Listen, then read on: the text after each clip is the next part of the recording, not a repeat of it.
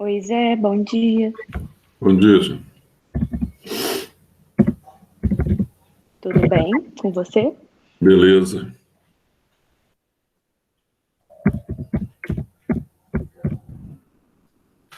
Pessoal, vamos lá para a última aula aí da Biologia 2, aí, ou da Frente 2 do Caderno 4. Acho que é a aula, se não me engano, é a aula 17, né? É Depois, depois dos sentidos ou é outra frente? não, mesma frente. Vamos terminar já logo isso aqui. Tá. Depois dos sentidos, a gente termina essa frente e vai para outra frente. Aí a última aula, eu acho. Aula 17 ou 18, não sei. Caderno 4, da Frente 2. Sistema digestório ou digestão.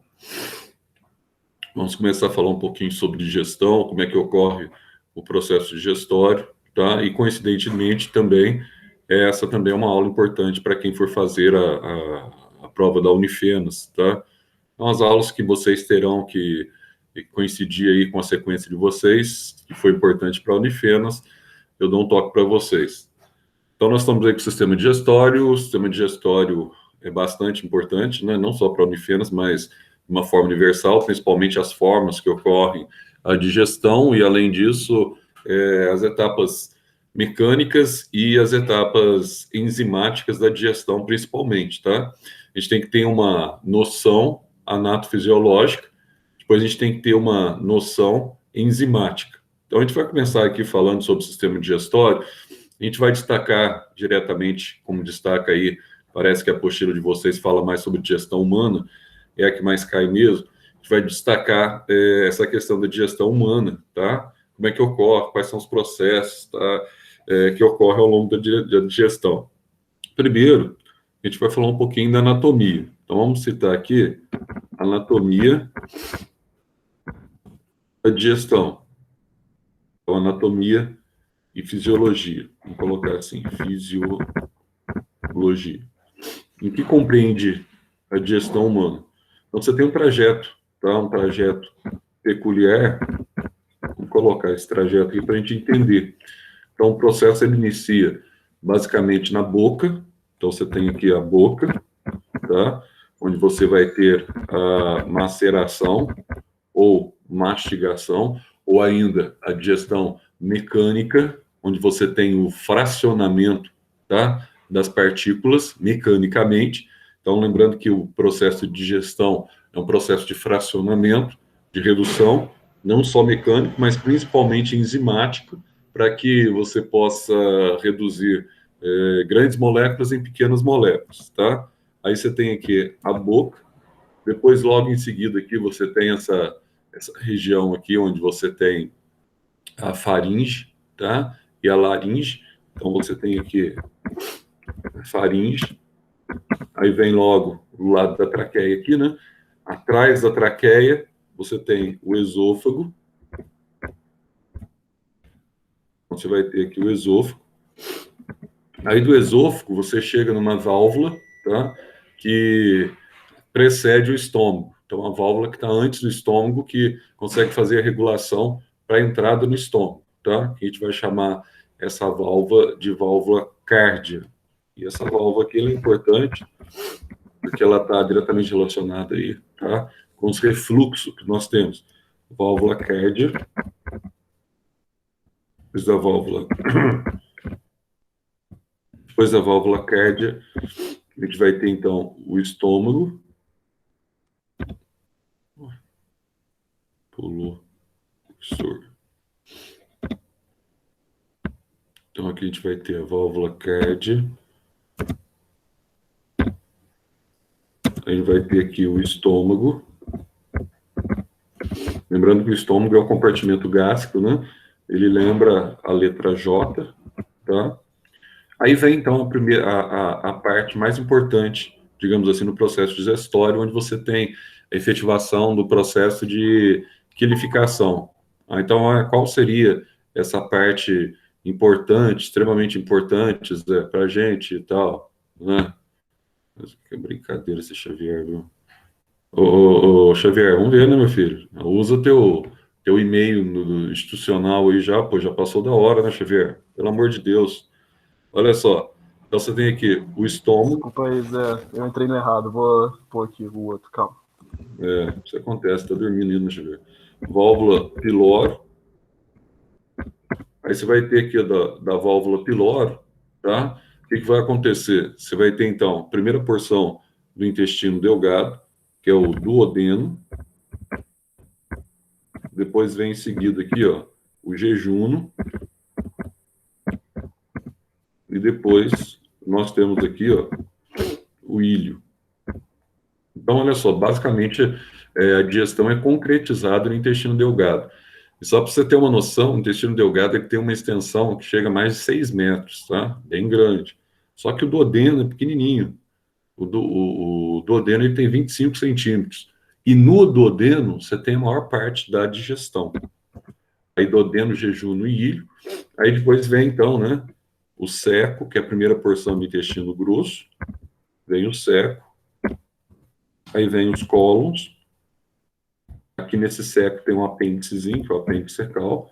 Aí você tem o colo ascendente, colo descendente, colo sigmoide, tá? Mas esses nomes não é tão importante, não. Então, são porções do intestino grosso. Aí você vai ter aqui o reto.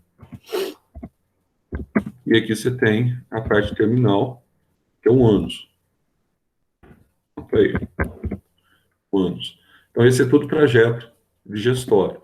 Ah, Zé, mas como é que acontece a digestão? Qual que é a função básica da digestão? Então, olha só, vamos colocar assim, ó, função básica. Então, a função básica, na verdade, é você restringir, ou você minorar, ou você diminuir o tamanho dos alimentos, tá? Então, como que você vai restringir, minorar ou diminuir o tamanho dos alimentos? Então, a função básica é a fragmentação dos alimentos de forma mecânica. Essa forma mecânica aqui, então, através da mastigação e enzimática, de forma mecânica e enzimática, para favorecer a absorção. Tá? Então, outra coisa interessante também, a parte não absorvida vai ser ejetada do teu corpo, tá? Os resíduos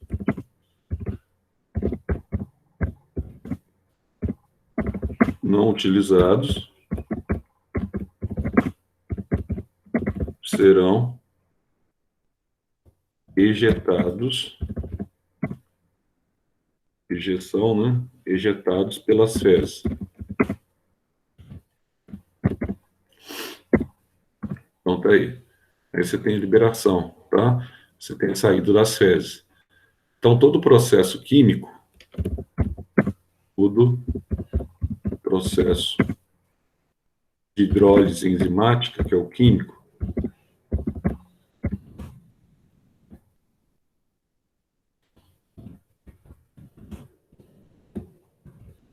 compreende a quebra de uma macromolécula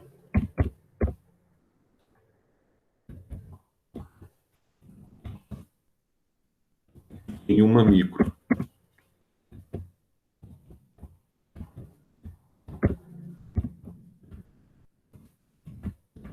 Capaz de penetrar nas vilosidades intestinais.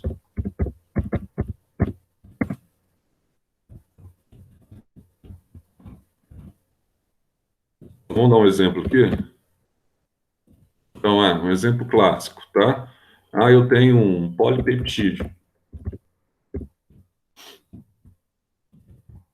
Então, olha só, esse polipeptídeo aqui é uma macromolécula.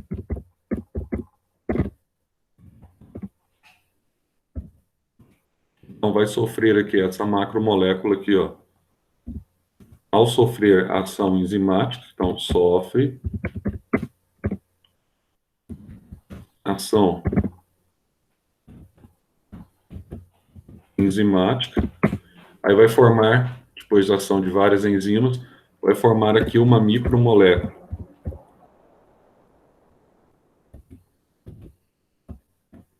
Aí, ao formar essa micromolécula aqui, ó, você tem, então, tá, um fragmento, e essa micromolécula aqui é um aminoácido. Você tem um fragmento aqui da micromolécula capaz de ser absorvido, tá? Então, você tem um polipeptídeo, ação enzimática, até ser quebrado no aminoácido, que pode ocorrer, então, aqui o processo de absorção. Então, fundamentalmente, o que mais é cobrado não é nem tanto a digestão mecânica. Então, a digestão mecânica, ela depende de movimentos, então, de mastigação, trituração e movimentos relacionados ao peristaltismo. Então, quando a gente fala em digestão, digestão mecânica, nós estamos nos referindo aqui, basicamente, à trituração e o peristaltismo. O peristaltismo é aquele movimento de forma involuntária que você realiza a partir do comando do sistema nervoso, tá? Do tronco cerebral, sistema nervoso involuntário autônomo, em que você tem, por exemplo, a acetilcolina, estimula o movimento do esôfago para que a comida que você deglutiu ou engoliu chegue até o estômago, tá? Ah, eu tenho problema de chegar dessa comida até o estômago, eu tenho muito refluxo, etc. Tal. Então, tem algumas medicações que você toma exatamente para movimentar esse peristaltismo. Uma das medicações aí que vocês vê sempre aí é a domperidona, tá? Você toma antes do alimento, às vezes ele é lento, esse peristaltismo seu, antes de você ingerir alimento, você toma aí 15, 20 minutos antes e você vai aumentar, aí para com aquele mal-estar que sobe, que fica queimando, né? Aqueles refluxos de gases, muitas vezes provenientes do estômago. Agora, a parte mais interessante é a digestão química para vestibular da matéria. Digestão química ou enzimática. Então, vamos entender aqui o que é essa digestão química ou enzimática, como é que ela ocorre. Então, nós vamos ter aqui nessa digestão química ou enzimática, nós vamos ter aqui 3 etapas. E eu gostaria que você prestasse atenção nessas 3 etapas. Vamos tentar resumir, porque essa aula é grande. Viu? Então, ó, nós vamos ter aqui 3 etapas. Quais seriam essas 3 etapas dessa digestão química ou enzimática? Então, vamos lá. Primeira etapa. Primeira etapa que nós vamos ter aqui, ó, é a etapa que acontece na boca. E essa etapa que acontece na boca é insalivação.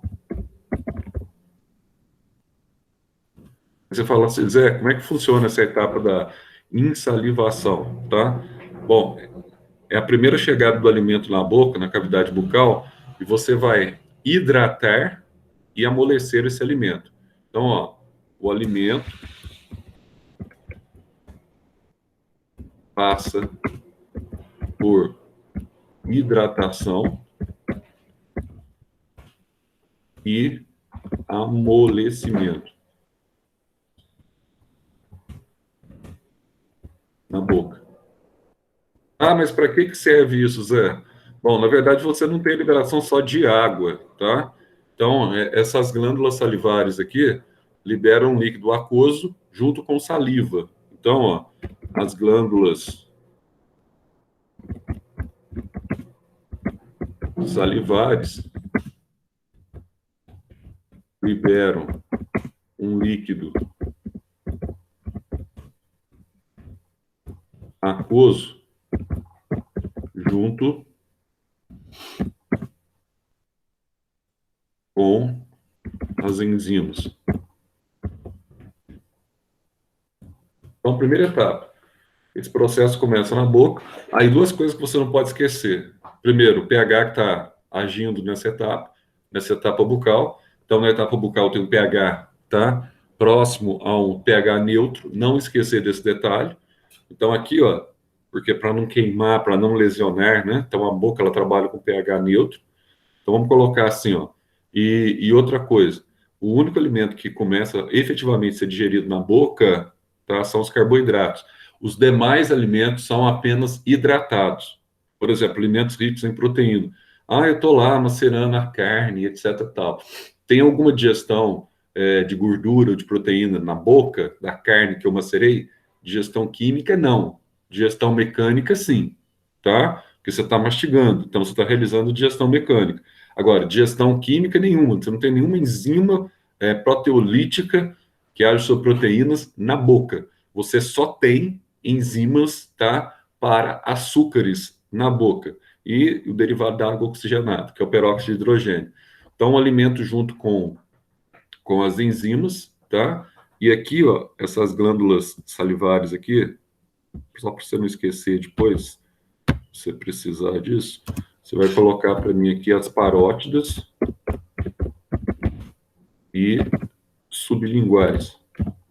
Esqueci de colocar aqui. Então, as parótidas e sublinguais. Então, tá aí. Outra coisa. Então, vamos colocar assim, então alimento aquoso, etc. Tal. Apenas os carboidratos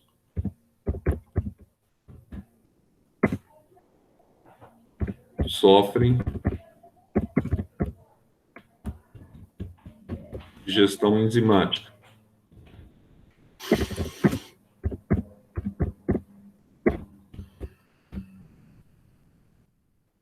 Os demais alimentos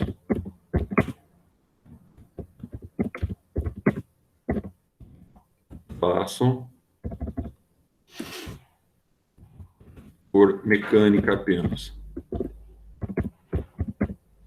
É trituração, tá? Então, como é que acontece? Isso só na boca, né? Isso, só na boca. Depois a gente vai para o estômago, depois a gente vai para o intestino. No Né? resto, os outros, sem ser só os carboidratos, também sofrem ação enzimática, não sofre? Sofre o carboidrato, ele vai sofrer ação enzimática só no duodeno depois. No Certo. estômago também ele não sofre. No estômago a gente vai ter basicamente ação contra proteínas, né? Vai digerir as proteínas no estômago, que é a quimificação. Mas o carboidrato volta, Zé, engoli e não foi digerido na boca. Tem problema. Aí lá no duodeno a gente vai ter as enzimas também, a amilase, né? Maltase, que vão atuar também no duodeno, tá? Então, você vai ter aqui, ó, os demais alimentos passam apenas por digestão mecânica. Então, o que acontece aqui? Vamos dar um exemplozinho aqui, ó. Um exemplozinho bem simples. Um exemplozinho que acontece na boca. Então, ó, aqui você tem o amido, por exemplo, que é um polissacarídeo. Um polissacarídeo. É quebrado. Sofre lise, né? É quebrado pela pitialina. Pitialina, esse nome hoje está ficando meio antigo já. A gente usa mais amilase salivar, tá? É quebrado em pitialina, originando a maltose. Essa maltose aqui é um disacarídeo. Então, tá aí. Você vai ter aqui um disacarídeo, tá? Então, o que acontece? Isso acontece toda vez que você segura um carboidrato tempo maior na sua boca. Então, só se segurar um pedacinho de pão, uma bolacha, você vai ver que ele vai derretendo, literalmente, ele vai desaparecendo. Isso significa que ele está sendo digerido. Zé, mas eu tenho que engolir esse carboidrato para que efetivamente ele consiga alcançar o meu sangue, esse carboidrato digerido? Não necessariamente. Na região de baixo da língua aqui, ó, você tem a área de absorção do teu corpo também, tá? Que é a área que a gente chama de sublingual. Se você segurar, mesmo que você não engula, ele vai desaparecer. Aí você vê efetivamente a digestão na boca, na cavidade bucal, acontecendo, tá? Aí em seguida, a maltose é digerida pela maltase, que é a segunda enzima que você vai ter aqui, formando duas moléculas de glicose. No caso aqui das duas moléculas de glicose, nós já temos uma micromolécula agora, né? Sim, nós já temos o monossacarídeo, Zé. Então, tá aí. Se você tem um monossacarídeo, você tem uma micromolécula. Então, lembrando que o nosso organismo só é capaz de absorver, tá, micromoléculas. Aquela questão lá das proteínas infecciosas, dos prions, etc. Tal, aquilo é apenas uma exceção, mas aquilo lá não é o normal. Então, vai absorver, então, essas micromoléculas. Então, tudo isso acontecendo aqui na boca. Agora, lembrando que durante esse processo, tá, a saliva, ela mantém o pH bucal, vou colocar isso aqui, ó, a saliva mantém o pH, o P do pH, que tem que pôr minúsculo, mas tudo bem, vai ficar mudando, entre 6,4 a 7,5, tá? Então, normalmente, você vai manter esse pH próximo ao neutro aí, ligeiramente ácido para o neutro, né? Já do neutro aí para o alcalino. Então, você fica ali mais ou menos próximo ao neutro. Ah, por que quando eu vomito, cuidado que você já caiu no Enem, tá? Essas pegadinhas bobinhas de Enem. Por que quando eu vomito, eu sinto que queima a minha boca? Por quê? Então, presta atenção. Era uma pergunta, né? Não era assim, diretamente alternativa, mas, resumindo, perguntava sobre isso, né? Óbvio, quando você regurgita um alimento, ou seja, quando vem um excesso daquilo que você engoliu, se chama regurgitação. Agora, quando você esvazia o compartimento gástrico, isso chama vômito. Então, presta atenção. O bebê, quando está cheio com leite, ele regurgita um pouquinho, né? Aí sai um pouquinho aqui no canto da boca dele. Isso é regurgitação. Agora, quando ele vomita, ele esvazia, tá, o estômago e o duodeno dele. Agora, por que quando você vomita, você sente parece que está queimando a sua boca? Porque, obviamente, está vindo aqui alimento que estão presentes também no estômago. E o estômago pH está 2. Como o pH está 2, o alimento ele está em meio aqui, onde você tem ácido muriático. E o ácido muriático estomacal, você sabe que é o HCl, ao retornar na sua boca, tá, ele provoca, então, lesões. Por quê? O pH é muito baixo, a boca sente acidez. Aí, naquela lesão que sai, tem gente que o fluxo do vômito é muito grande, sobe pela corneta nasal também pelo nariz, sai pelo nariz, sai pela boca. Aquilo sai queimando, porque você está, tá, eliminando um suco com pH muito inferior ao pH da sua boca. Bom, aí, Zé, aconteceu isso aí com o alimento, tal. E catalase age também na boca? Age. Nós temos uma enzima salivar aqui, ó, você tem outra enzima salivar que vai atuar exatamente numa toxina que é liberada muitas vezes pela célula, tá? Que é o peróxido de hidrogênio. Temos uma outra enzima salivar conhecida como catalase ou peroxidase.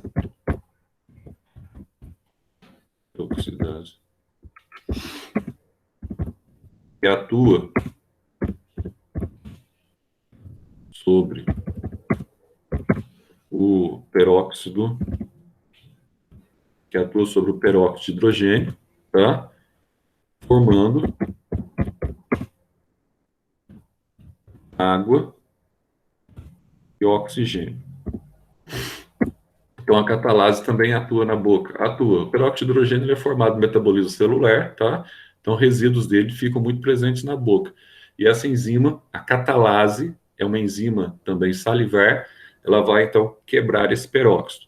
E aí, o que vai acontecer com o alimento agora? O alimento que passa pela boca, óbvio que você não tem só carboidrato, tá? Às vezes você está comendo proteína, você está comendo gordura, etc, tal, tudo misturado com carboidrato. Aí você vai ter o processo, nós vamos chamar aqui o segundo processo, ou segunda etapa do processo, que a gente vai chamar, tá, de quimificação. Então, quimificação. Zé, o que ocorre durante a quimificação? Como é que funciona esse processo da quimificação? Então, o alimento agora deglutido, então, ó, o alimento deglutido. Lembrando que deglutido é a mesma coisa que engolido, tá? Passa pelo peristaltismo, que é mecânico, esofágico,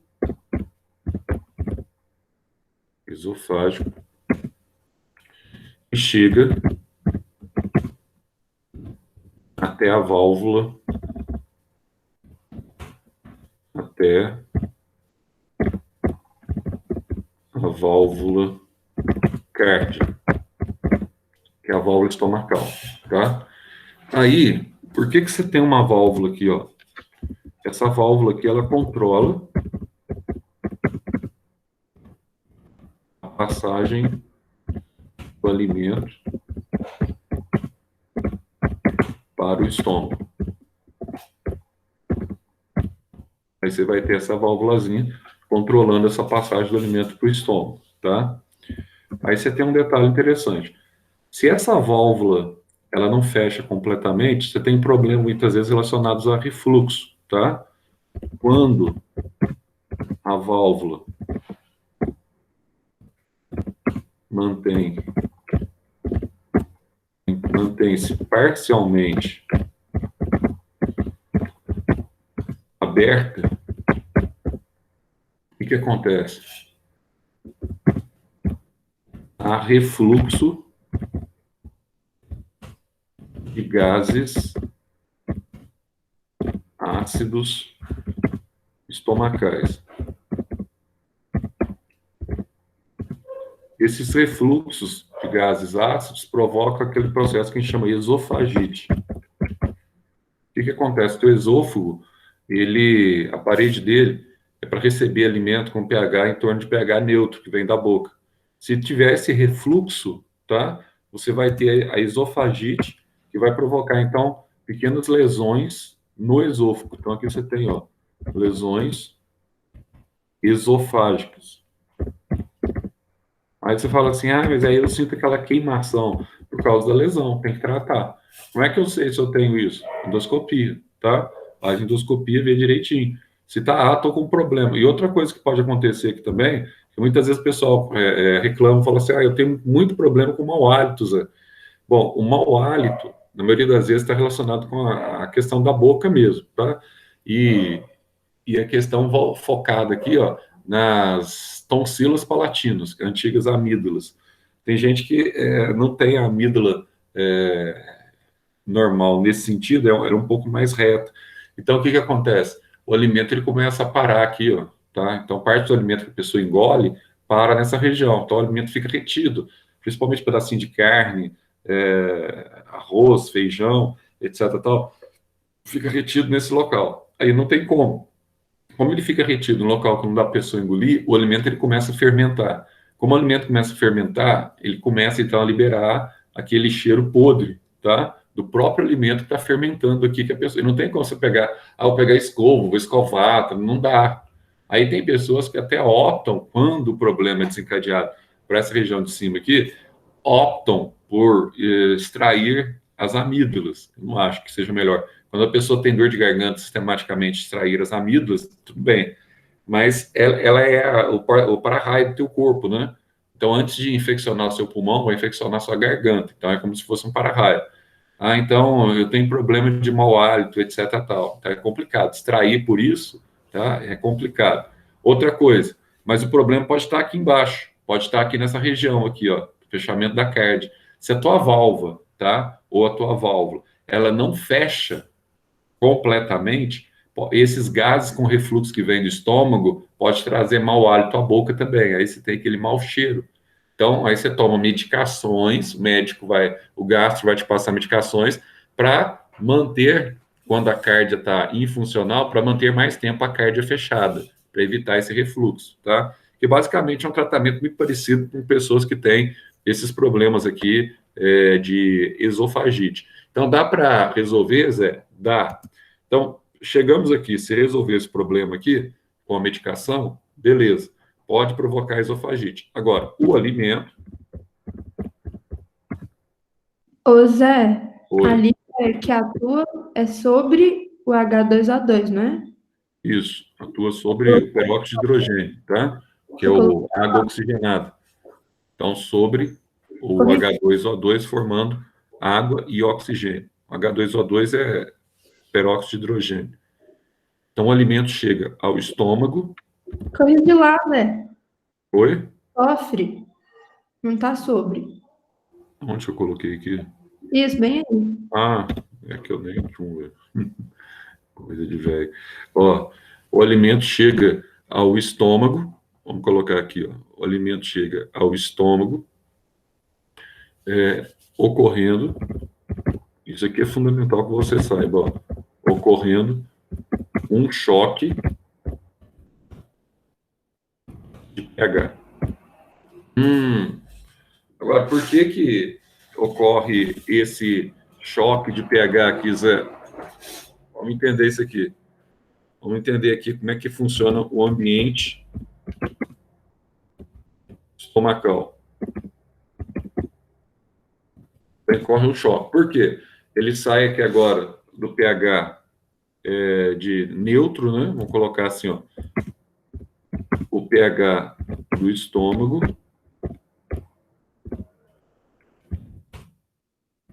é de 2. Você tem um pH aqui extremamente ácido. Então, o pH estomacal é de 2. É 2, né? É de 2. É 2.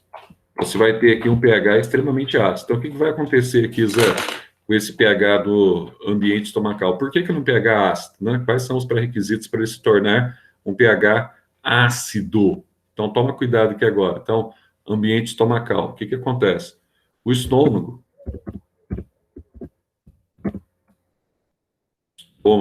apresenta a forma de J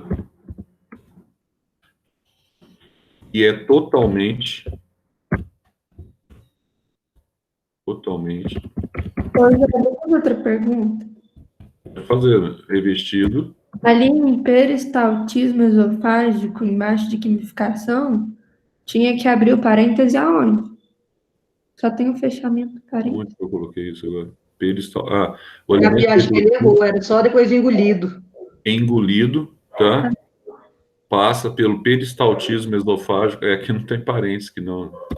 Obrigada.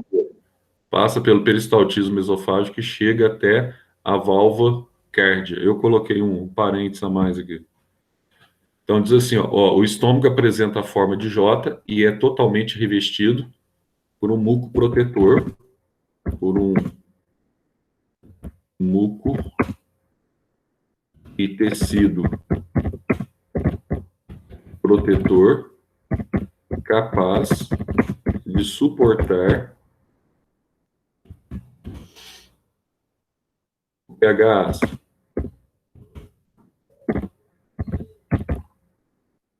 Ah, mas por que eu tenho, então, se o estômago é protegido pelo muco protetor, capaz de suportar esse pH ácido, por que eu tenho, então, Zé, eu tenho essa condição de pH, então, me dá gastrite, às vezes, e o médico fala que eu estou com pangastrite, fala que eu estou com problema gástrico, etc, tal, tá? Por que isso acontece? Por que eu estou com gastrite se o meu estômago é capaz? Porque ele está abaixo de 2. Quando ele fica abaixo de 2, fica com 1,5, pH, etc. Tal, aí o próprio muco estomacal não resiste. Como ele não resiste, ele começa a sofrer o processo, então, de inflamação, que é a gastrite, tá? Agora, vamos entender como é que funciona esse controle aqui do pH no estômago. Então, olha só, controle do pH. Então, nós vamos ter aqui, ó, células específicas, que são células parietais. Essas células parietais aqui, ó, são elas que revestem a mucosa, tá? Revestem a mucosa e liberam o HCl, é o ácido muriático que é liberado para o estômago, tá? Então, libero o HCl, reduzindo o pH estomacal. Tá aí.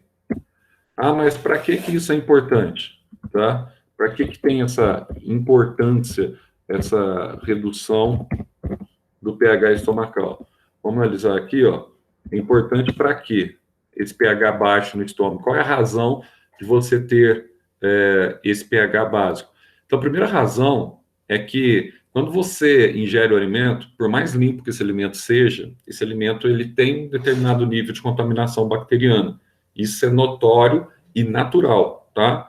Então, não tem como você erradicar todos os micro-organismos que estão presentes em determinado alimento. Então, você tem um nível de contaminação fúngica, bacteriana, viral, etc. Tal. Isso é normal. Como é que você resolve esse problema? Como é que o organismo responde a esse problema? Então, aqui você tem, já de imediato, uma ação que a gente chama de ação germicida na região estomacal, tá? Então, o que o teu estômago vai fazer, tá? pH ácido, a acidez aniquila a maior parte de micro-organismos patogênicos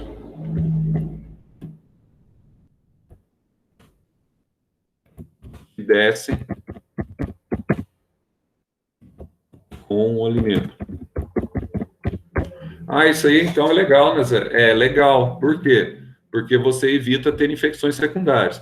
Mas aí a pergunta é, tem alguns micro-organismos que o estômago não consegue superar? Não consegue? Tem algumas bactérias, por exemplo, você pega a bactéria, tá, que provoca o tétano, se você ingerir, né, com o alimento, a bactéria Clostridium, a bactéria botulismo, tá, botulino. Então, o que acontece? Clostridium botulinum, Clostridium tetani. Se você ingerir essas bactérias, aquela outra também que você tem lá no ovo, na maionese, salmonella, TIF, se você ingerir, tá, o que vai acontecer? O pH não é capaz de erradicar esse tipo de bactéria. Elas suportam o pH estomacal e vão para o seu intestino. Aí você sabe o que acontece, pode levar um indivíduo a óbito, inclusive. Então, ele é um agente de defesa ali, digamos assim, sem participar do sistema imunitário, mas um agente que neutraliza toxinas relacionadas a micro-organismos presentes no alimento deglutido e ingerido, tá? Então, vai neutralizar mais de 95% das toxinas. Agora, tem algumas toxinas que não respondem simplesmente ao pH e a bactéria consegue passar. Bactéria, você sabe que ela consegue, então, se reproduzir a cada 20 minutos, e a cada 20 minutos que ela está se reproduzindo, né, no final do dia, você tem, então, um caminhão de bactérias no teu corpo, provocando uma infecção. Você tem aí, pode ter uma infecção forte, uma gastroenterite, que pode, essa bactéria também vir até o seu sangue, caminhar para o seu sangue, aí provoca sepsis, você tem uma infecção aguda generalizada. Aliás, a palavra sepsis é muito comum hoje nos vestibulares, que antigamente a gente falava como sepsemia, tá? Então, primeira ação importante aqui, você tem ação germicida. Zé, no estômago, tem outra ação, além da ação germicida, tem outra ação aqui que é importante, tem uma ação diretamente focalizada ao sistema respiratório, e você não pode esquecer disso. O seu sistema respiratório depende do seu estômago, efetivamente do seu estômago. Óbvio, todos os nossos sistemas, todos os nossos órgãos dependem da nossa nutrição. Claro que depende da nossa nutrição, mas muito mais do sistema respiratório do estômago. Sabe por quê? Porque, olha só, pH baixo, vou colocar assim, ó, favorece a absorção do ferro. Tá? Então o ferro é absorvido no estômago, sim.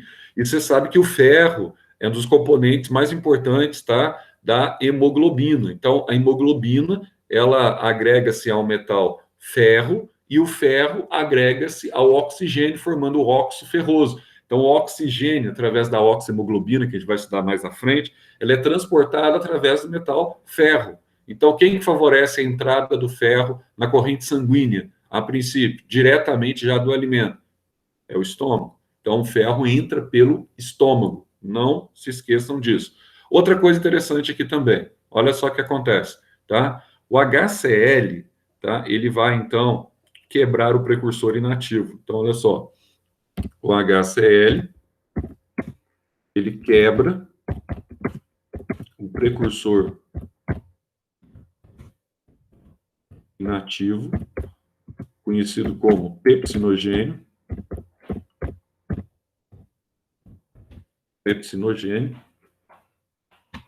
produzindo produzindo a principal enzima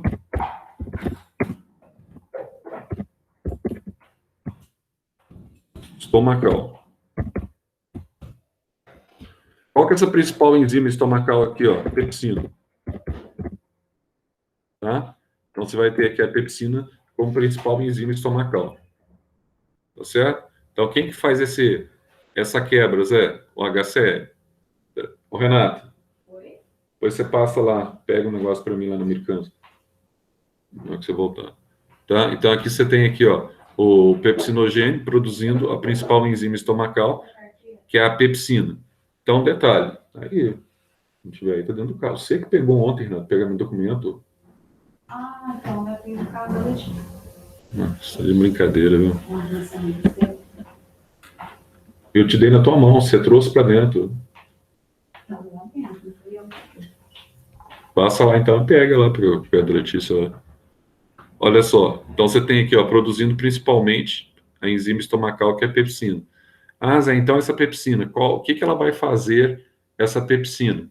Então, olha só, terceira etapa aqui, ó. Pepsina tem ação proteolítica. Ou seja, o que é isso? O que é essa ação proteolítica? Ela quebra ação proteolítica. Vamos colocar assim, ó. Ela quebra a proteína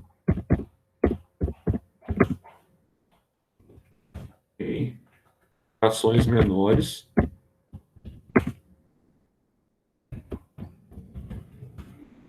são os peptídeos.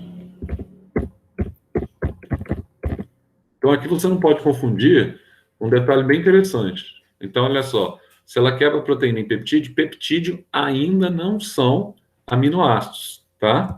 Ó, os peptídeos que não são micromoléculas, não são absorvidos. Micromoléculas. Moléculas.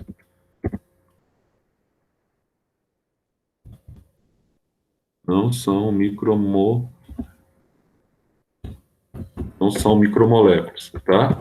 Ainda não são aminoácidos, os peptídeos.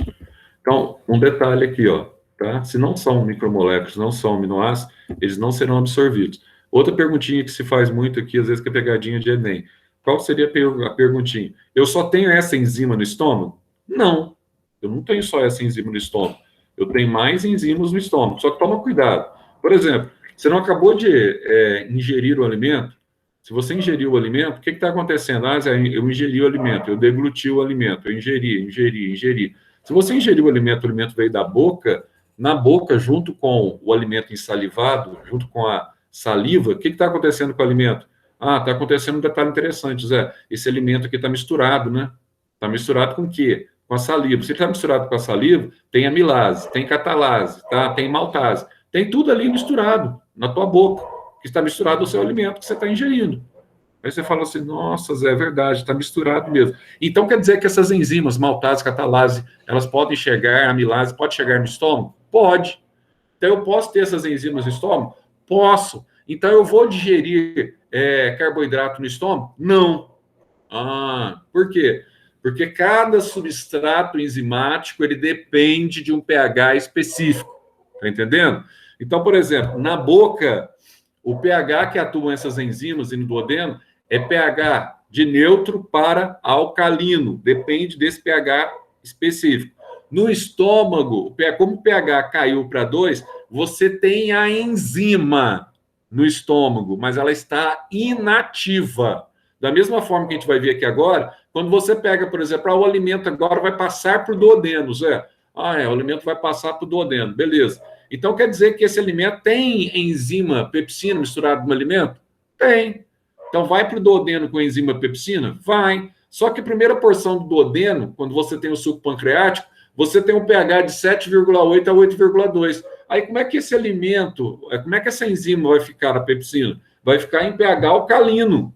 Agora, a pergunta é, pepsina em pH alcalino, ela consegue quebrar a proteína? Não consegue quebrar a proteína. Ah, você tem pepsina, então, no duodeno? Tenho, mas só que ela fica, então, agora inativa. Então, o que é fundamental para a atuação das enzimas é a temperatura da reação, tá, que está acontecendo. Você tem a temperatura ideal já no teu corpo, 36 graus e meio, tá, que é próximo do 38 graus, que acelera ainda mais a velocidade enzimática. E outra coisa que você precisa, o pH dessa reação tem que ser o pH ideal para que ocorra essa reação. Então, cuidado com esse tipo de pegadinha. Não é certo falar assim, ah, não tenho enzima estomacal no duodeno. Tem sim. O que você não tem é a atividade da enzima estomacal no duodeno. Isso você não tem, tá? Então, guarde bem esse detalhe. Aqui, então, ó, além de todos esses processos aqui, nós vamos ter aqui dois hormônios, ação hormonal aqui, ó, dois hormônios agindo nessa região. Dois hormônios. Você fez uma prova bem fácil? Como é que é? Você fez uma prova bem fácil? Da Unifenas ou prova de hoje? Das duas. Não, Unifenas fácil nunca é tão fácil assim, não. Mas tem muito pegadinho. Mas a prova de hoje, não. A prova de hoje, praticamente, eu coloquei uma ou outra questão da Unifenas, para não falar que eu não coloquei nada para não atender a gregos e troianos, tá? Mas tem menos questões da Unifenas, mais questões de FUVEST, Unicamp, essas questões tranquilas. Não tem, Uau, não tem, o Unicamp, então vai estar impossível. não tem nada de impossível, não. Mas tem bastante questões também abertas, também, entendeu? Tá tranquilo, não tem nada, não. Mas a gente que vai escolher qual que a gente vai fazer, não. Não, Né? eu vou escolher. Eu vou pegar aquele mapinha de vocês lá. Aliás, tem um grupo de alunos aí que não apresentou, né? O mapa. Já tinha que ter feito. Eu tinha programado quarteto já. É? Que mapa? O mapa dos grupos aí. Os grupos da sala. A Gabi me passou 12, né, Gabi? Eu tinha uns 36. Aí tá faltando um pequeno grupo ainda que não eu vou selecionar esse grupo aí de forma aleatória aí, tá? E vou colocar mais. Ainda é grupo demais, viu? Porque, na verdade, vocês tinham que ter, no máximo, na prova aí, para fazer a prova, grupo de 4, igual vocês tinham falado, vocês tinham que ter, no máximo, aí 11 grupos na sala inteira. Aí tudo bem. Mas, assim, o 3 também. É? É que tem alguns grupos de 3 pessoas. Não, isso é normal. Como é que fala? O segundo ano fez prova ontem, a mesma coisa de vocês, fez prova ontem de biologia e química. Tem aqueles alunos que tiram 5,6, que tiram o osso ali, tem aqueles grupos que tiram isso. Agora, tem alunos que tiram 7, tem alunos que tiram 6,5, tem alunos que tiram 8. Então é normal, isso aí é normal. Agora, vocês não, vocês acho que vocês é a melhor sala da escola, então não tem nenhuma preocupação com vocês com relação a desempenho. Tá? A melhor sala de aproveitamento da escola, principalmente de nota. Então não tem como você falar, me vou mal. A de química também é tranquilo, não tem nada demais, química, é pouca matéria. Então, eu coloquei pouca matéria na prova exatamente para não causar nenhuma surpresa. Então, não precisa preocupar com a prova, não. Creio que se seguir a ordem natural, os únicos que sentiram um pouco mais a prova foi o primeiro ano na sexta-feira, fizeram só prova de biologia, eles sentiram um pouco mais. Não foram muito bem, não, entendeu? Mas eles estão em fase de adaptação. Até o nono ano não foi uma tragédia total, fizeram prova de física comigo, às 4, quase morreram, né? Com aquele movimento uniformemente variado lá, gráfico, tudo, quase morreram. Razoavelmente bem. Que fica me mandando a sua prova para eu fazer. Quem? Não tô fazendo nada do que tá caindo. Eu não vou te falar, né? Porque senão você vai falar para ele. Eu não entendi o que você falou. Tem um menino do nono ano, sabe? Ah. Ele fica me mandando a sua prova de física para eu fazer. Não, deixa ele quieto, coitado. Eu não entendo nada, você passa uns trem mó difíceis, nem eu entendo. Eles tentam de todas as formas, mas não é, Gabi. Acontece que eles têm a facilidade para eles, como é que fala? Para eles pesquisarem também. Né? Eu falei, meu filho, pesquisa. Só que tem questão que eles não acham. Esse que ficam louco, entendeu? Aí fica louco. Aí fica atrás, aquela coisa toda. E olha que ontem ainda dei meia hora para eles fazerem 2 questões, era tempo demais, não precisava nem ter dado isso. Não, ele me tirou. O que eu tenho a ver com física? Eu sou mó ruim em física, ele fica me perguntando coisa de física. Vai tentar, né? Vai mandar para um, vai mandar para outro, etc. Tal. O problema é que o primeiro ano contratou um rapazinho, acho que era da aula de biologia, alguma coisa assim, E algumas questões abertas eles não deu conta, porque é umas coisas muito loucas que a gente fala só na aula, entendeu? Então, assim, a prova de vocês é tranquila, a prova de química de vocês é tranquila, vocês vão entregar essa prova no máximo em 20 minutos, no máximo mais tardar 30 minutos, 2 ou 3 questões, e pronto, vai todo mundo entregar junto, vão ser felizes para sempre, ter a nota de vocês, blá, blá, blá, e depois vocês vão pegar a prova inteira e tentar resolver, tá? Ô, Zé, essa nota você vai duplicar pro quarto bimestre? Não, dessa vez não, meu cara. Vamos fazer prova agora, depois vamos fazer outra prova em outubro, tá? Vou duplicar dessa vez não. É porque no começo do ano tava aquele rolo, ninguém sabia como é que ia ser direito e tal, mas agora não, sem duplicação. Prova em agosto e outubro a gente fecha e boa. Vamos lá então, os 2 hormônios aqui, nós vamos ter a gastrina, mas não preocupe-se com a prova, viu? Prova é o de menos. Você vai ter aqui a gastrina. Você está dentro de quimificação ainda, né? Isso, dentro de quimificação. Que é excitador.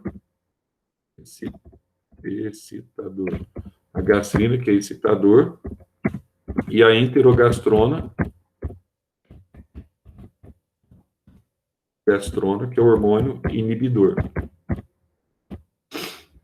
A enterogastrona, que é o hormônio inibidor. Então, o que acontece aqui, ó?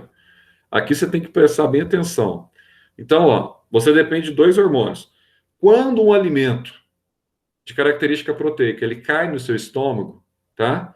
Aumenta o teor de gastrina, porque você precisa produzir mais HCl. Quando o alimento rico em carboidratos, que não vai ser digerido no seu estômago, você não precisa produzir esse HCl. Aí você tem, então, a produção da enterogastrona, tá? Para inibir a produção de HCl. Um estimula e o outro inibe. Então, vou colocar assim, ó, a ingestão de carboidratos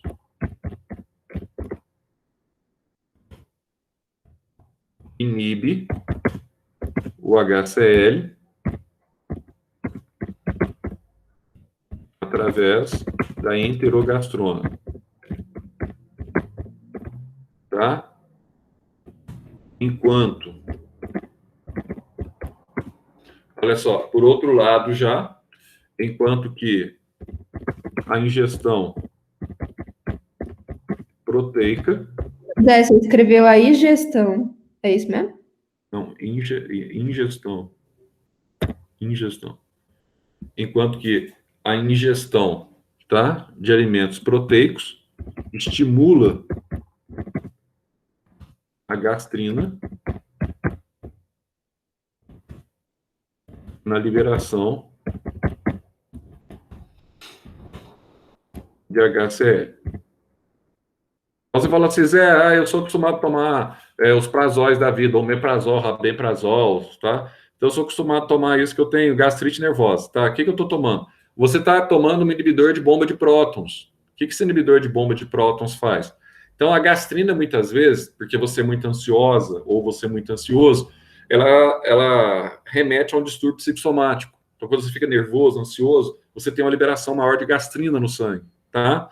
Então, o que acontece? Você libera muita gastrina já desde manhã, e você toma isso de jejum, omeprazol, para regredir essa bomba de prótons, você tem uma descarga muito grande de gastrina e HCl. Aí o HCl, ele vai diminuir muito o pH do seu estômago, que começa a corroer a mucosa estomacal com pH abaixo de 2. Aí provoca o que a gente chama de gastrite, que é uma lesão, tá, parcial, e úlceras. Aí você tem uma ferida aberta no estômago, tá?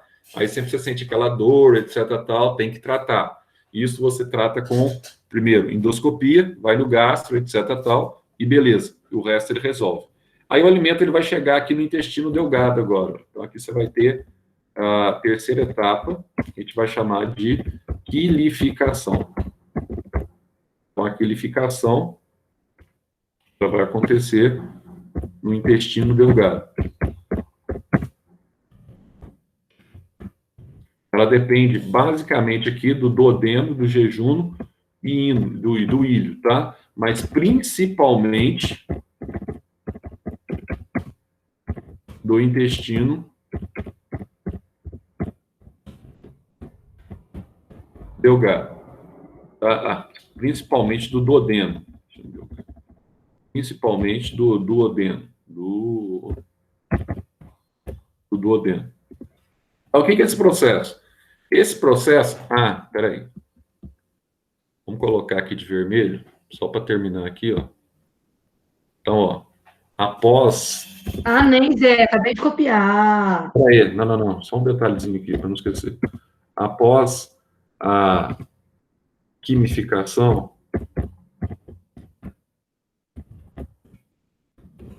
se forma um bolo ou quimo ácido. Só isso. Então, você tem um bolo ácido aqui, tá? E esse bolo ácido agora, ele vai passar pela válvula pilore para chegar no duodeno, tá? Então, olha só, vamos colocar aqui, ó, o bolo ácido passa pela válvula piloro e chega ao duodeno. Aí tem um problema. Olha o nome, bolo ácido. Como é que vai neutralizar essa acidez que está vindo, então, do estômago, sendo que o duodeno é um ambiente extremamente alcalino, ou próximo do neutro e alcalino, tá? Como é que a gente vai neutralizar essa acidez desse bolo ácido que está chegando ao duodeno? Então, vamos ver o que acontece aqui, ó. Imediatamente, para neutralizar a acidez, o que vai acontecer aqui, ó? O pâncreas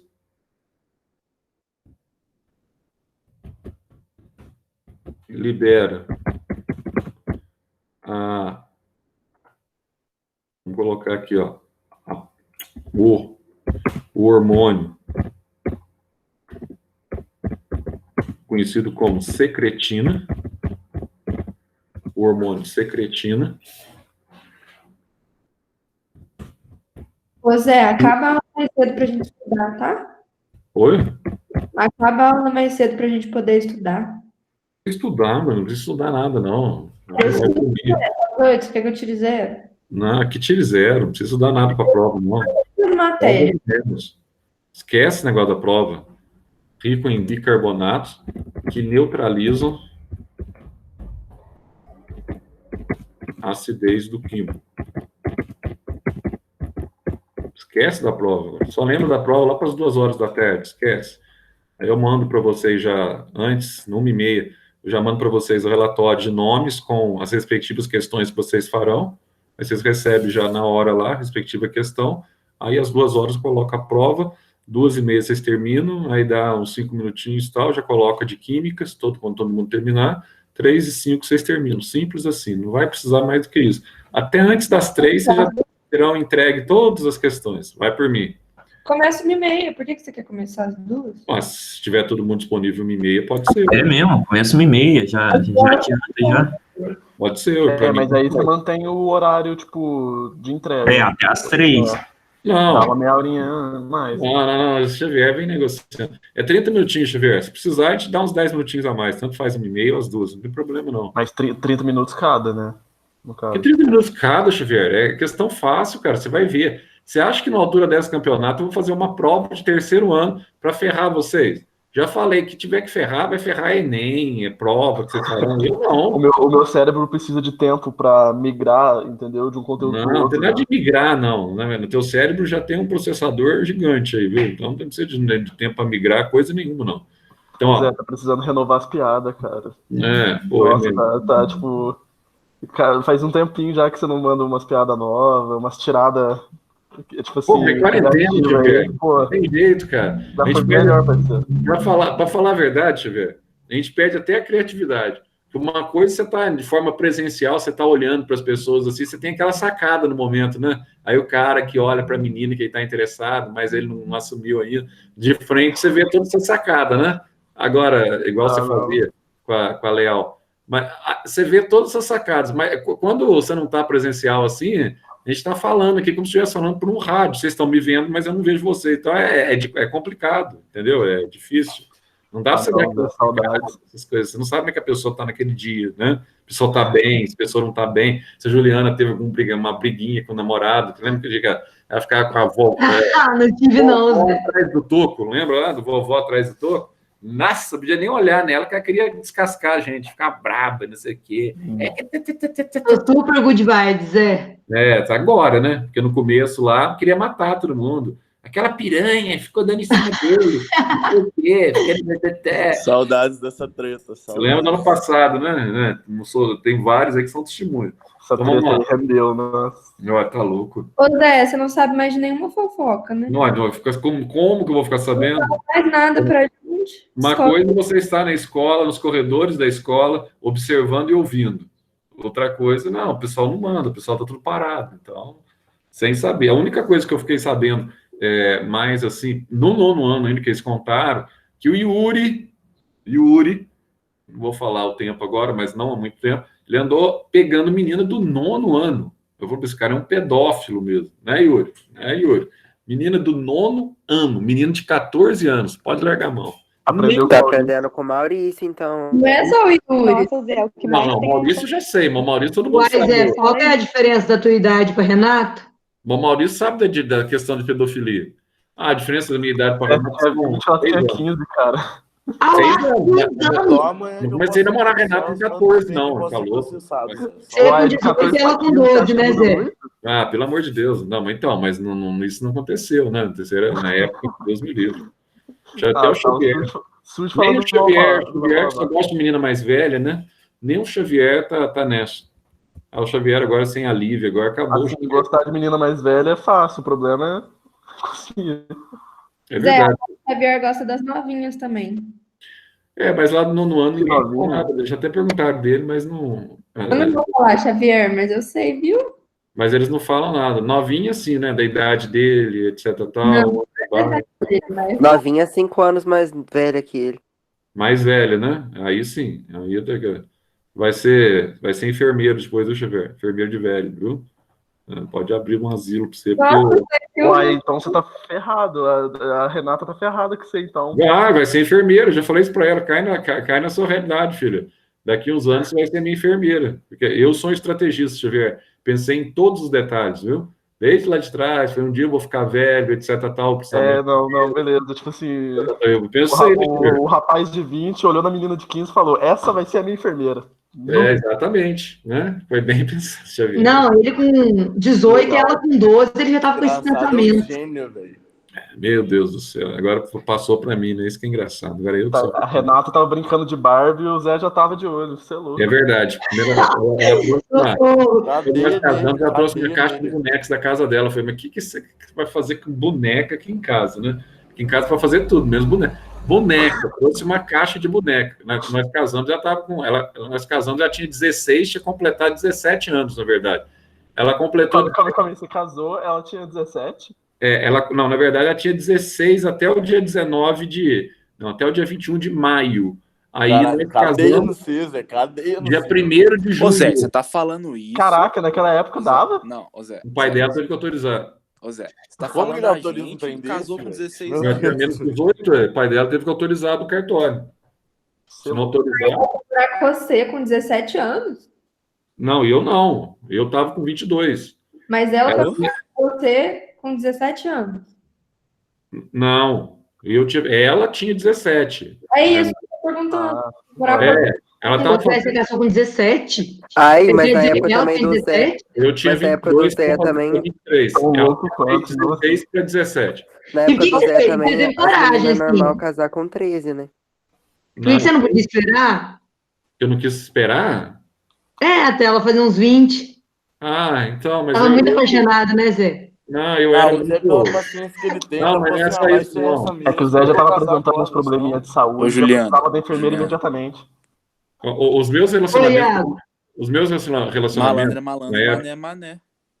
Não é isso, não. Isso aí, né?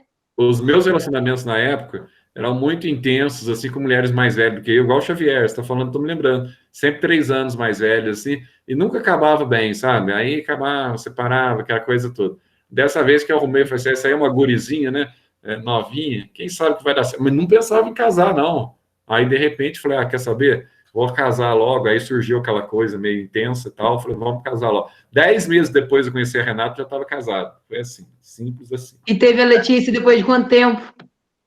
A Renata engravidou na lua de mel, eu acho. Porque a Letícia nasceu quase que, praticamente, no 12, né? Deu o quê? Deu uns 11 meses depois. A Letícia já nasceu. Aí trabalho árduo todo dia, né? Casamento, assim, quando tá recém-casado, é uma maravilha, né? Nossa. Não. Não. Casado hoje, A Renata depois eu vi no gravação. Não, depois também foi muito cedo, assim, esse negócio de lua de mel, foi muito rápido, aí depois engravidou e tal, né? Aí já dá aquela caída, aí começa a ser mãe mesmo, que a coisa toda, aí muda um pouco, viu? Mas o casamento é um negócio muito legal, vocês vão gostar, desde que você encontre a pessoa certa, vai ser bastante legal. Então, agora que a Letícia já formou, você já pode arrumar outro baby, para não ficar sem companhia. Já falei, já pedi, não aceita. Nos primeiros 2 meses de casamento, já esgotou a estamina dos próximos 20 anos. Mas agora também é só a neto. Agora tem que aplicar, né, Will? Agora já precisa. Agora você já é pego no exame de doping, né, não? Agora você tem que aplicar estabil. Não, apesar dos pesares ainda, né? A vida que segue, fazer o quê, né? Isso aí não tem jeito. Vamos voltar. Quer ter outro filho, Zé? Hã? Você quer ter outro filho? Eu sempre quis, foi sempre meu sonho. Só que agora, pelo jeito, vou ter que fazer aquele negócio lá, arrumar uma barriga de aluguel, porque a Renata não aceita mesmo, não. Barriga de aluguel aqui no Brasil é proibido, né? Adota, Zé. Vai lá no... Não, mas ela não quer também, que tem uma experiência também de um amigo próximo nosso, que a questão da adoção não deu muito certo, sabe? Que não tem nada a ver, né? Adoção é a mesma coisa que filho, porque tem filho também que dá defeito, né? E às vezes a criança adotada pode dar defeito, não tem diferença nenhuma, né? Então o defeito pode ser tanto como filho de sangue quanto adotado. Isso aí quem vai saber. Mas ela é meio traumatizada com essa questão. Eu, por mim, adotaria também. Eu gosto mais de criança, entendeu? Eu sempre gostei. Tem E a Renata também, ela até trabalha lá na escola. A Renata gosta de criança. A Renata gosta de criança dos outros. Isso que é um negócio interessante, entendeu? Mas para ela ficar, para ela olhar assim tal, ela não tem muito instinto materno, não. Eu não, eu tenho muito mais instinto paterno. Isso aí eu sempre. Nossa, criança dos outros é muito melhor, chora, você devolve para a mãe. Então. Mas você falou que nós somos nossos filhos, não sei se você está falando que você quer ter mais filhos. Então, mas eu queria assim, filho meio de criancinha, bebezinho, de você pegar assim e colocar, eu ficava até de madrugada, a menina, a Letícia acordava, chorava. Fala para a Letícia agilizar o processo, ué. Porque ele vai ser filho da Renata, ela vai receber um neto da Letícia, minha filha, que lá não vai ser fácil, não. Pode. Nossa, Zé, você vai ser vô, cara. Meu Deus. Não, mas ela namora, Zé? Tem aqueles rolinhos e tal, mas o Fabrício namorou faz tempo. Ô Zé, a gente já falou de você, mas e a tua filha? Namorou 3 anos com o cara lá, 4 anos quase, largou, não quis mais. O pior é que ela é fria, igual eu, entendeu? Ela não liga, ela é igualzinho eu, entendeu? Ela não é sensível com nada, sabe? Ela não tem sensibilidade com as coisas. Ai, frio calculista. Exatamente, igual o médico mesmo. É insensível, cara. Você fala para ela assim, larguei. Aí você não vê, porque normalmente quando as pessoas falam assim, larguei, a pessoa fica em depressão, não sei o quê, porque largou. E não sei. Não, eu falei para ele que não queria mais. Aí, assim, no outro dia tá tudo normal, assim, não tem nada. Nem toca mais no assunto. Você falando, eu falo para Renata, mas esse cara lá 3 anos, quase 4 anos, namorando e tal. E não, para ela não é uma coisa assim. Então, acho que nem casar vai, viu? Pelo menos era casada. A Letícia tem 22. Nem. Ela vai se apaixonar, porque é mais velho. A diferença de idade bate com a do Zé com a Renata. Tipo assim, eu tenho 17 anos, 22. Gente. Não, mais novo, assim, não piorou. Agora tá com um que tá saindo com um cara lá que é médico também, que tem mais velho que ela. Falei, mas você vai arrumar um cara quase da minha idade, Letícia? Você tem algum problema na cabeça? Sugar Daddy o nome. Ela explica, filho. Tem 39 anos, cara. Papai de açúcar é o nome. Sugar Daddy do inglês. Tem cabimento. Não, mas eu não quero namorar. Não sei o que. Eu falei, você não quer mesmo, porque você é um bucho igualzinho eu. Ela não tem nada a ver com a Renata. A Renata é uma pessoa educada, é uma pessoa serena, entendeu? Boa gente, etc. Tal. Agora, a Letícia, é o mesmo gênio, meu filho. Mesma coisa. Ela é fofoqueira também, Zé? Hã? Ela é fofoqueira igual você também? Não, isso aí eu não tenho, não. Nesse caso aí, ela parece com a mãe dela. Ela é mais fechada. Agora, em termos de gênio, essas coisas, ela é igualzinha, é a minha versão feminina. Eu olho nela, vejo a minha versão feminina. Os mesmos problemas que eu tenho, sou meio doido, essas coisas assim. Aí a mãe dela, a Renata quase ficou doida convivendo com a gente por causa desses negócios aí, viu? A gente é meio doido, eu e a Letícia. Então, assim, e a Renata, ela conseguiu adaptar-se a essa situação, mas não é fácil adaptar, não, entendeu? Só que o problema dela, assim, antes dela falar alguma coisa, eu antecipo, aí ela fica com mais raiva ainda, a Letícia. Porque se eu me coloco na condição dela, é mais ou menos o que eu faria se eu tivesse na condição dela, com a cabeça dela, porque ela tem a cabeça parecida com a minha. Aí eu antecipo. Aí ela acha que tipo assim, tô lendo o que ela tá pensando. Não tô lendo, eu tô só me colocando como que eu faria. Né? E como a minha herança genética ruim, é um negócio muito louco. Você não tem noção, aqui é doido. Mas assim, tudo normal, mas só que ela encrenca mais comigo, entendeu? Ela encrenca mais comigo. Por exemplo, vai chegar à noite em casa, chegando em casa, né? Eu falo, você vai ter que chegar às 11 e pouco, faz favor, né? Aí, filho, obedece os pais, né? Chega às 11 e pouco. Aí, da meia-noite e meia, a Renata tá lá roncando, eu não durmo. Eu não durmo até não chegar. Entende? O Zé é a mulher da relação. Exatamente. A Renata nem liga. A Renata tá de boa, é só dar uma assustadinha assim quando chega.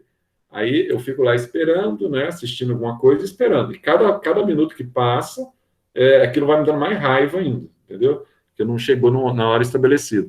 Aí, na hora que ela chega, aí a Renata escuta alguma coisa, portão, não sei o quê. A Renata não vai falar nada, né? Deixa a menina, né? Deixa a menina, eu já solta os cachorros, entendeu? E tal.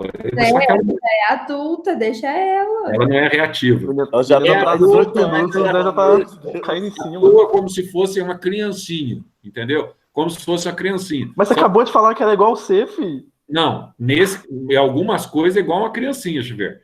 É totalmente dependente. Então, por exemplo, quando ela estava fazendo, no 5º ano, que ela estava lá em Varginha, a Letícia teve a capacidade, eu tive que sair daqui para levar antibiótico para ela tomar lá, sendo que ela estava dentro do hospital, podia ter pedido para os médicos, que eram professores dela lá, etc, tal, preceptores dela, podia ter pedido, dá uma receita que toma de garganta, dá uma olhada na minha garganta, etc. Ela não teve condição de fazer isso. Eu tive que sair. Ela estava ferrada, doente, você estava falando isso, cara. Mas não tem nada. Que isso, parça. Tudo é muito dependente. Tenho certeza que daqui até Varginha tu foi lá mó preocupadaço com ela. Tipo assim, lógico que eu fui, aquela sentimento de paz. Aí daqui a Renata, ela foi, e daqui em Varginha, me deu o maior trabalho para adaptar, entendeu? Em Varginha, 66 quilômetros, né? Mas ela já formou? Letícia formou, está trabalhando já hoje, inclusive. Nossa! Graças a formou. Precisar de você, certeza. Formou final do ano. Mas a mesma coisa, Bruno, não mudou nada. Até agora que ela ainda é dependente dele, que ela ainda mora com ele. Não, formou. E a semana passada eu fiquei. Quero ver quando sair de casa. Dia dos Pais. O que ela me fez? Porque agora, médico, vocês vão ver como é que é o esquema, né? Médico, mesmo que você não quiser falar assim, Zé, só médico. Mas mesmo que você falar assim, o que ela faz agora? Hã? O que ela faz agora? Tá atendendo, tá trabalhando. Mas ela quer especializar? Ela quer, pensa, não sei, porque por enquanto também não definiu ainda se vai ser GO, se vai ser pediatra, então ela deve fazer. Aí é o seguinte, médico, ela começou o seguinte, aí você vai conviver com dinheiro que vocês não conviviam, né?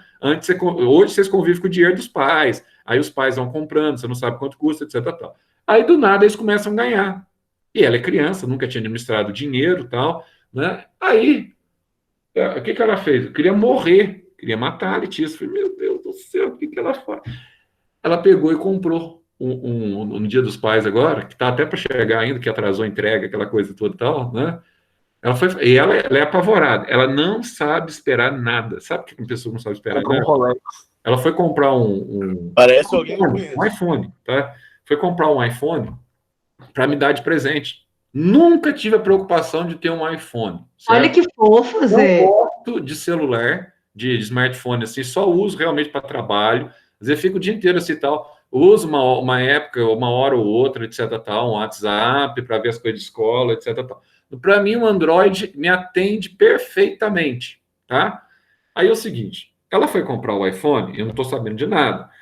Ela foi comprar, acho que na Magazine Luiza. Foi pedir pela internet. Tava um preço em promoção, não sei o quê, Aí pediu e não gerou nota fiscal. 2 dias depois não tinha gerado nota fiscal. Ela cancelou pelo site e pediu o outro mesmo preço pela Americanas. Aí o que aconteceu? Aí aquele que ela ligou lá para saber por que não estava cancelando direito pelo site, ela falou, não, o produto já foi até vendo, ganhou o iPhone, usei e a Renata. então, o produto já foi enviado. Aí não vamos chegar nessa história. O produto já foi enviado. Então vou dar para minha mãe também, né? Vou aproveitar, vou dar, ou senão eu tenho que rejeitar na hora de receber, na hora que eles vão entregar, você rejeita, aí você consegue cancelar e consegue se tornar. Mas, enfim, comprou 2 iPhone. Eu queria matar a Letícia, entendeu? Aí depois eu tenho até um amigo meu que foi da Unifor e falou assim, não, você não pode fazer. Ela falou assim, pai, você não quer ficar com a metade, não, que eu vou dar para minha mãe, você paga metade. Eu falei, aí sobrou, né? Você paga metade, eu dou outra metade. Aí, no fim, ela resolveu pagar ela. Eu falei, não, mas então tá, eu pago também, né? O presente era pro Dia dos Pais, que pagou foi o Zé. Não, o meu ela vai me dar, aí da mãe, aí sobrou, né? Aí ela pegou e o meu amigo meu lá do Unifor falou assim, ó, você tem que entender que ela começou a trabalhar agora, ela quer te dar um presente bom, isso é natural, é assim mesmo, né? Ela quer valorizar seu pai, etc, tal, né? Aí eu falei assim, aí tem razão, o que ele tá me falando agora, né? Eu acho que eu fui meio estressado, porque ela veio me contar que ela estava com um problema, que tinha um iPhone a mais que ia chegar, né? Falei, tudo bem, vamos ficar com o iPhone, pronto. Aí meu amigo até foi bom que ele me deu um conselho, falou tal, falei assim, a gente tem que ouvir mesmo, né? Mas assim, vocês vão ver isso daqui, sei lá, daqui 6, 7 anos. Vocês vão estar nessa situação. E a maioria dos médicos passam por isso. Vocês acabam ganhando dinheiro e não sabem nem o que fazer, e muitos não sabem administrar o que ganham, tá? Ela não, ela foi guardando, já está com uma poupança muito boa, desde que ela começou a trabalhar. É o problema que todo mundo quer ter. Então, mas o problema, Xavier, eles não têm noção, cara. Tem muitos. Ela não, ela guarda. A única barbeirada que ela deu foi nessa questão aí, que ela foi dar um presente e tal. Presente é algo, né, pessoal. Mas ela tem aquela coisa, Xavier, os médicos que convivem com ela, tem aquele negócio louco, tem um hiperconsumismo, é como se tivesse uma mente americana, entendeu? Aí se o cara, por exemplo, ele perde uma fonte de renda dele, aquela fonte de renda, ou aquele hospital que ele atende, aí ele já fica todo desesperado. Só que ele perde num dia, ao contrário do servidor normal, ele perde num dia, na outra semana ele tem 3 hospitais chamando ele para trabalhar, entendeu? É um negócio assim, impressionante. Para quem gosta de medicina, tem que fazer medicina e vai se dar bem financeiramente. Agora, para quem não gosta e pensar só no lado financeiro, esquece que você não aguenta a pressão da medicina, você vai morrer mais cedo, a pressão é muito forte, você tem que ter um controle emocional, você trabalha com pessoas que está doente, pega casos lá que está com Covid, fica naquela situação, entendeu? Será que eu contaminei? Será? Tem que ter uma cabeça muito boa. Agora, se a pessoa, se é da área, gosta e pode conciliar as duas coisas, ganha dinheiro, eles ganham. Médico sempre vai precisar nesse país, entendeu? Sempre vai precisar. E qualquer outra coisa que você formar, qualquer outra coisa que você formar, qualquer outro curso que você escolher, aí você vai falar para mim assim, de imediato eu vou conseguir ingressar no mercado de trabalho? Não vai conseguir ingressar no mercado de trabalho de imediato. Não é fácil. A não ser que você tenha uma indicação, etc. Tal. O único curso que eu conheço, que você tem um ingresso imediato, você tem o passaporte imediato, é medicina. Você do nada, assim, aí ela nem estava atrás, você vê. Aí o pessoal começa a ligar, entendeu? Ah, você não quer fazer isso, você não quer pegar isso, você não quer não sei o que tal. O pessoal liga para oferecer serviço. Eu lembro que, quando eu estava para formar, no último ano, na agronomia, eu recebi uma oferta, que na época era uma oferta muito boa. Só que eu estava casando com a Renata, foi coincidentemente o ano que eu estava casando com a Renata, que eu ia casar, aliás, em junho, eu estava formando em janeiro de 96, eu estava para casar, eu recebi uma oferta para eu ser agrônomo, era numa fazenda lá em Uberlândia. O cara era um mega empresário, tinha uma rede de fazendas de café, Era para ser um dos agrônomos da fazenda para administrar, etc. Tal. Tinha o local que morava lá, os agrônomos tal, na fazenda. Para recém-formado na época, eu recebi na época uma oferta de, eu lembro em salários mínimos, eram 15 salários mínimos na época. Aí você fala assim, 15 salários mínimos, tá? Tá certo, não é um salário tão alto, mas para agrônomo não é um salário alto, entende? Para você ganhar como agrônomo recém-formado. E era um valor interessante na época? Era. Para um recém-formado, mais ainda. Mas eu fui ponderar, tinha que sair, ficar longe da família, né? Ir para um Uberlândia, Triângulo Mineiro, né? 500 quilômetros, etc. Tal. Eu abri mão daquilo, entende? Mas não era assim, não aparecia assim, teve essa proposta, depois logo em seguida apareceu outra proposta, não é assim. Agora na medicina é totalmente o inverso. Tá? Na medicina, o cara te faz uma proposta aqui hoje, amanhã se você não quer aquela, ele te tem uma melhor, entende? Aí você vai para o outro, tem uma... E o problema que deixa o cara louco na medicina, você não sabe qual é. Você sai da faculdade, aí você fala assim, esse ano eu vou ganhar um pouco de dinheiro, depois eu vou fazer a minha pós, né? Que a maioria pensa assim. Só que nesse ganhar muito dinheiro, eles começam a ficar meio doidão, e pega plantão, pega não sei o que, aí começa a ganhar muito dinheiro, aí acaba onde?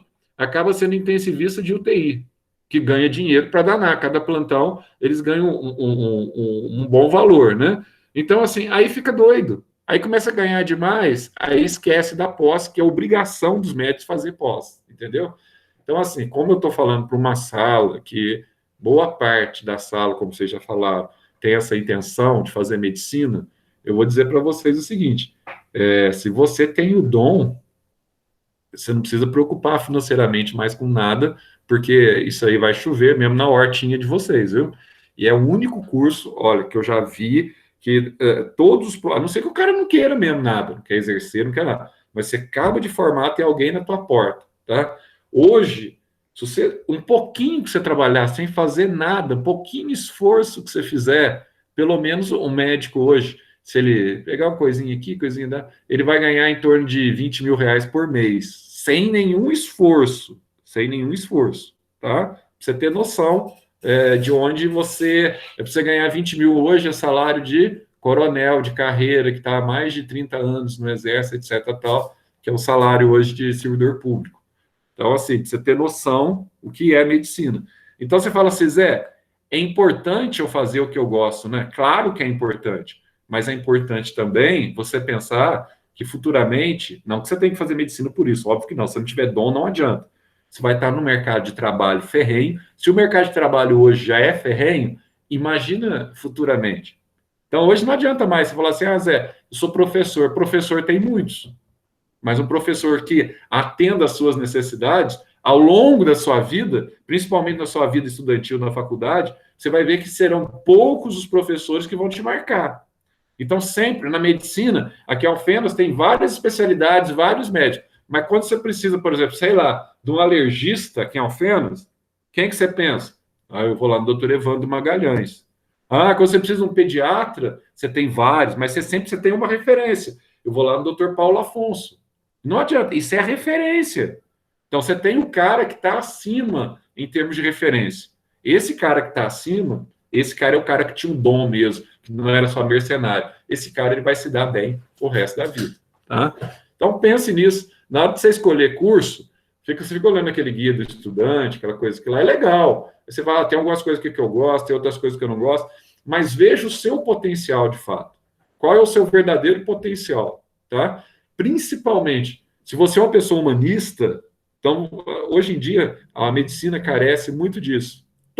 Não só a medicina, todos os cursos, engenharia, cursos de ciências humanas, pessoas que são humanistas, pessoas que têm uma visão para a sociedade, pessoas que não são mercenários, tá? Se você é uma pessoa humanista, analise o curso em função dessa condição tua, que hoje a sociedade precisa muito desse tipo de pessoa. Aliás, tem uma série de hospital, inclusive, chama New Amsterdã, que você já deve ter visto, tem um médico lá, Dr. Goodwin, que é humanista, entende? Eu acho essa série fantástica.